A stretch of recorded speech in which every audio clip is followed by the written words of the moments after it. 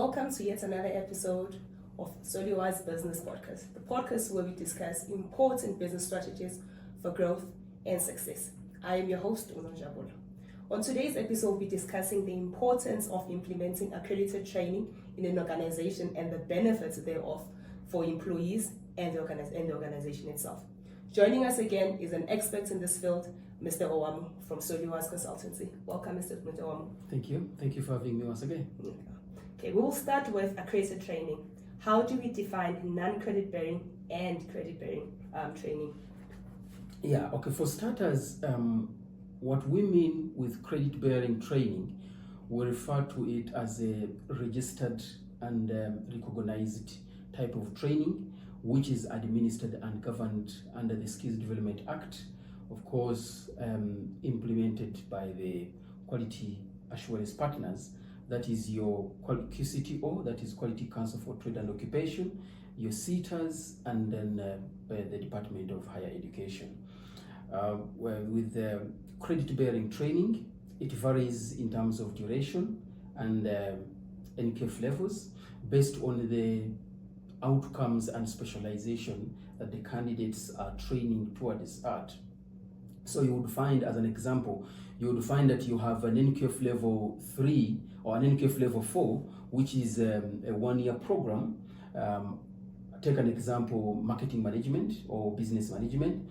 It is an NQF level 4, which is a one-year program. And then you also have an NQF level 4, which is electrician, which is a 3-year program. So because electrician, the specialization is higher, then the duration would be longer. And then when you find that business administration, it's all the qualifications are on the same NQF level, but the duration is determined by the specialization and the complexity of that particular qualification. And then, of course, lastly, the credit-bearing training, it leads to certification after achievement of the credits, meaning that whoever undertakes registered training, at the end of the training, once they achieve, they must be given a certificate. And on the other hand, the non-credit bearing training is just a structured information sharing session, which can be done internally or it can be done by an external person, but it is not registered under the NQF framework, and so it does not lead to credits or it doesn't lead to certificates being awarded at the end of the training. But both of the training, the aim is to enhance skills and understanding of one's job. Okay. Yes. So I understand that there's categories of training. What are the types of recognized interventions? Yeah, when we speak about recognized training, of course, then now we refer back to the Skills Development Act. We refer back to the Department of Higher Education, QCTO, or SAQA itself, and then they have put different categories based on the duration and the outcomes. You have your learnerships, which is a one-year program, and then you have your apprenticeships, which is a 3-year program, and then you also have a bursary that depends, that can either take 1 year, that can take 2 years, that can take 3 years. The difference is that with a bursary, it is a high-end type of qualification, which should be registered with an institution that is accredited with the Department of Higher Education or the Council for Higher Education. Okay, so I'm sure that there's benefits to accredited training. What are those benefits for employers? Yeah, specifically for companies that want to involve themselves in training, there is immense benefits that they can pick from accredited training. To start with, that it enhances managerial planning. Once you understand that your employees are equipped and skilled, then you are in a better position to allocate tasks that speaks to the organizational vision and mission. Because for every particular organization to thrive and to prosper, it requires qualified staff.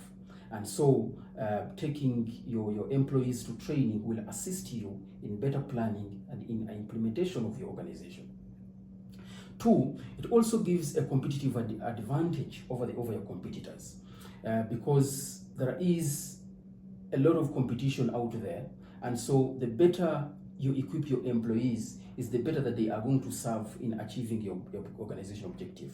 So a company that is well trained in its staff, a company that has equipped its that has capacitated its employees, stands a better chances of outcompeting the competitors, even if you are operating in the same industry, as long as your employees understand their work and they can do it better, then definitely clients will always run up to your doors. Thirdly, there is also improved quality in terms of the work done.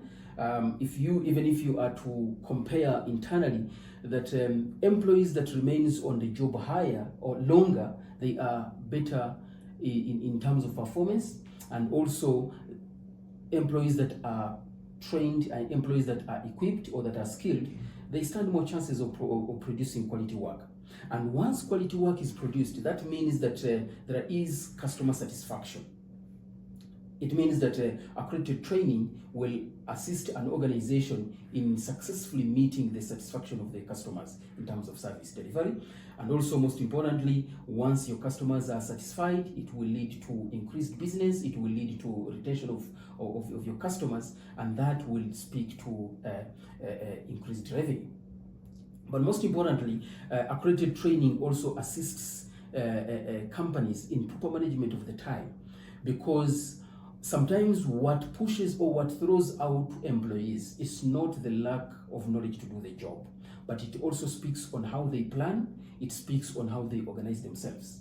So trained employees, they stand better chances of being organized and planning internally. That means that there is efficient and effective management or effective utilization of company time. Furthermore, we can also say that accredited training assists in terms of job retention, and that is employee retention, because employees will feel that they are part and parcel of the organization because they are valued. Employees will feel that they have longer time in the organization. And so when you train your employees, it indirectly speaks to them to say that we value you and we feel that we are going to grow with you. Exactly. There are a lot of benefits we can speak about when it comes to companies, and we cannot complete them. But what we can say that every particular company requires to do accredited training, one or two. Okay, so we've spoken about the benefits for the employer. What about the employees? Right, the employees, like as we said, when we take you to school, of course, you're gonna get a qualification. It means that your employer will get a service, but at the end of the day, the skill remains with you. So now, let's start like this. That with employees, the first thing that they are going to get is skills development. Because one, we are taking you to an accredited institution, we are enrolling you to a registered qualification. That means that at the end of the day, you are going to get a new skill as long as you pass. But two, also, we say that, that there is an element of technological advancement because of the changing industry trends, because of the competitiveness in the industry. The technology is changing day by day. Now we need to continuously take our employees back to training so that they can become up to date with the industry. And that the skill remains with the employee, not the company. Even if I leave from this particular employer and go to the next employer, the skill, I retained it. Right.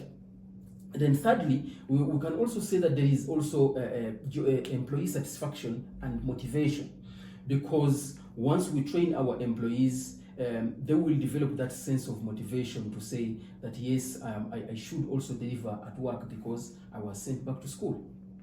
Also, there is career improvement or career development through accredited training. That's when employees can feel that maybe I want to choose this particular career, I want to grow into this particular role, and then the only way we can do that is through sending them back to recognized training.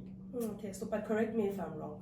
Back to the employees. Yes, please. Does compliance and safety also falls as a benefit for the employees? Definitely. Because why? If let's say that we, as an example, if we purchase a new machine and we allocate someone who is not trained, they are more likely to be exposed to accidents. Why? Because they do not know how to use the machine. So training, taking them back to school, it means that we are giving them we are giving them skills on how to keep themselves safe. Does it make sense? And also compliance is that particularly this particular training will understand why specific things are done in a similar manner. Why do I have to put on a helmet, right? Why do I need to put on glasses when I'm welding? That it only comes when you go back to school and understand that the particular method that I'm using to weld, it has an impact on my eyes. So I need to put on these particular PPEs, I need to put on the safety gears and things like that. You know, that is interesting. Yes. So what are the benefits of accredited training for training providers? Yeah, to training providers, of course, the first one we can speak about is legitimacy and compliancy, because we said that this particular accredited training is governed under the Skills Development Act, and also there are quality assurance bodies, that is your CETAs and SAQA and the department. So they have described the requirements for one to be accredited for you to be trained. So meaning that once the company gets accredited, it will be operating legitimately and it will be operating legally. Two, it also speaks to, it attracts business, because the employers, if they want to involve themselves in training, they are not going to train, or they are not ever going to give their business to someone who is not accredited. So accrediting your institution will definitely attract business, and it will improve your revenue. But also, it is easier to sell accredited training compared to non-accredited or non-credit bearing training, because every particular company, every particular employee that wants to come and train with you, they will first ask you, are you accredited? Are you registered with this particular department? So it's easier to sell. But most importantly, it also leads to repeat business. As long as you provide quality services, as long as you provide qualifications at the end of the training, then definitely your learners will refer business to you, your companies will refer business to you, and that will come in terms of, or in form of repeat business. Okay. So in terms of training providers, how does one check whether they are legitimate or not? Of course, it is a responsibility of the employers. It's a responsibility of all the candidates that want to do training, because there are a lot of fly-by-nights, and it's extremely quite a lot of time for you to spend a year or 2 years with a company that is not accredited. So you can either approach a specific CETA, or you can approach the department or QCTO and ask whether the particular institution is accredited. And even if when you go to the QCTO website, you'll always find that each particular qualification that gets accredited, the institution gets listed on the list of accredited training providers. So it's right now it's very easy. You can as well go into the training company and ask for their certificate, then take the certificate, the accreditation number, call the Department of Education, call the QCTO, call the CETA, for them to correspond and say whether this is a legitimate accreditation number or it's not legitimate. Oh, thank you. That is valuable and helpful information. Thank you, Mr. Wanda, for coming through. Thank you. Thank you. That is all for today's episode on Solewise Business Podcast. I hope everyone enjoyed this episode. Make sure that you like, subscribe, and share. Your host, Uno Jabulo. Thank you till next time. Bye.